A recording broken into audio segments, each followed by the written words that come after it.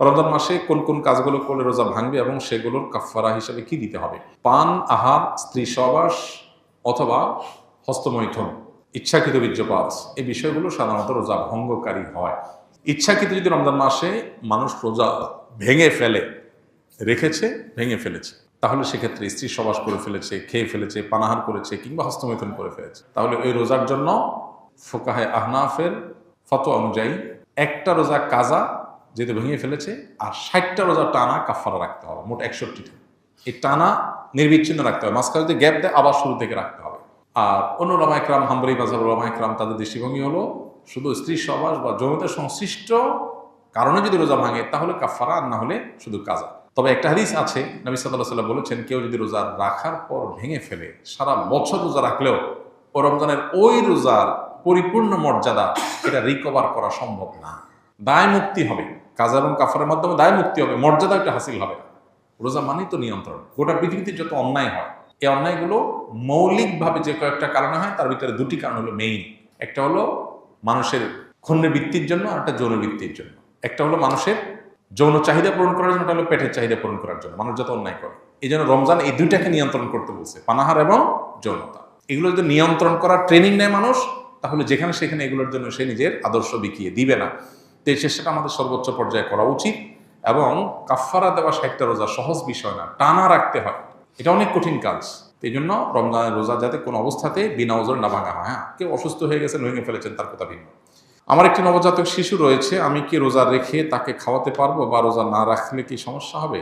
রোজা রেখে বাচ্চাকে তো খাওয়াতে কোনো সমস্যা নেই, রোজা রেখে তো নিজে খেতে অসুবিধা, বাচ্চাকে খাওয়াতে কোনো অসুবিধা নেই। তবে কোনো মা যদি রোজা না রাখেন, বাচ্চাকে খাওয়াতে হবে সেজন্য, তো সেটা জায়েজ নেই। এতটুকু ঠুনকো অজুহাতে রোজা না রাখার সুযোগ নাই।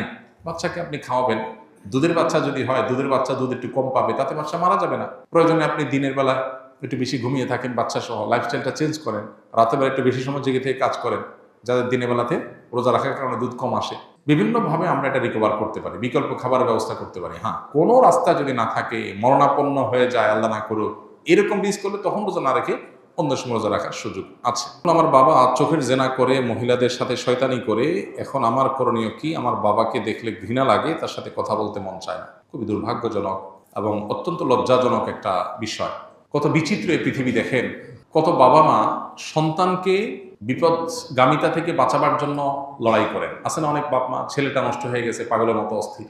বেশিরভাগ ফ্যামিলিতে তো এইটাই হয়। কিন্তু এই প্রশ্নে আমরা দেখলাম উল্টাটা, যে বাবা বেলায়নে যাচ্ছে, বা ছেলের মধ্যে আল্লাহর ভয় আছে, বা ছেলের মধ্যে সততা তাকওয়া আছে, তে সে এই গুনাহের প্রতি ঘৃণাবোধ তার তৈরি হয়েছে, বাবার কর্মে সে বরং বিব্রত এবং অস্বস্তিতে আছে। আমরা দোয়া করি আল্লাহ তাআলা তার বাবাকে পরিপূর্ণভাবে ইসলাহ এবং সংশোধন করে দেন।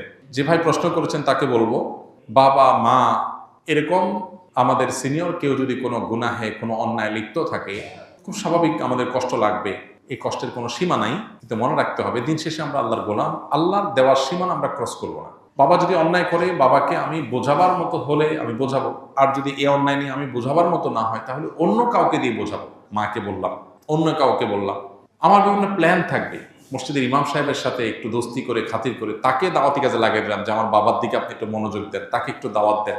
যারা এলাকাতে দাওয়াতি কাজ করেন, বিভিন্ন ইসলামিক অর্গানাইজেশন, মুভমেন্ট, দাওয়াতি কাজের সাথে আছেন, তাদেরকে ধরাই দেন, তারা যেন আপনার বাপকে টার্গেট করে দাওয়াতি কাজ করে তাকে যেন ইসলাহের উদ্যোগ নেয়। আপনি বিভিন্ন প্ল্যান করেন, আর সেই সাথে চোখের পানি ফেলেন। মনে রাখবেন, আবু হুরায়রা রাদিয়াল্লাহু তাআলা আনহুর চোখের পানি তার মায়ের হেদায়েতের কারণ হয়েছিল।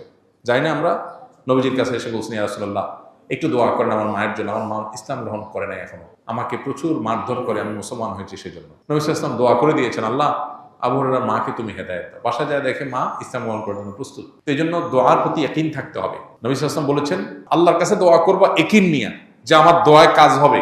দোদুল্যমনা, সংশয় নিয়ে হবে কি হবে না সে ধরনের মানসিকতা নিয়ে দোয়া করলে দোয়া কবুল হবে না। এই জন্য আপনার বাবার জন্য আপনি দোয়া করেন, অন্যদেরকে দিয়ে বোঝান, খবরদার আপনি নিজে তার সাথে ব্যবহার খারাপ করতে যাবেন না। এটা খুব অ্যাসিড টেস্ট, অগ্নি পরীক্ষা, যে বাপ উল্টাপাল্টা করবে, আবার কিছু বলাও যাবে না বাপ সেদিন শেষে। তো এই পরীক্ষা আপনাকে জিততে হবে। আমরা দোয়া করি আল্লাহ তাআলা আপনার বাবা হেদায়েত নসিব করুন।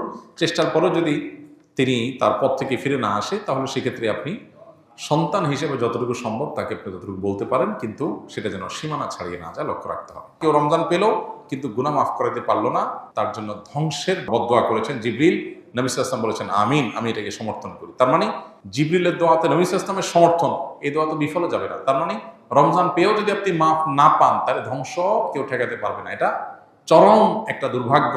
এই জন্য রমজান মাসে যে কোনো মূল্যে আল্লাহর কাছ থেকে মাগফিরাত পাওয়ার চেষ্টাটা সেরকম আল্লাহর কাছে প্রত্যাশা রাখার মতো করে ইবাদতবন্দি করা দরকার এবং মাগফিরাত কামনা করা দরকার।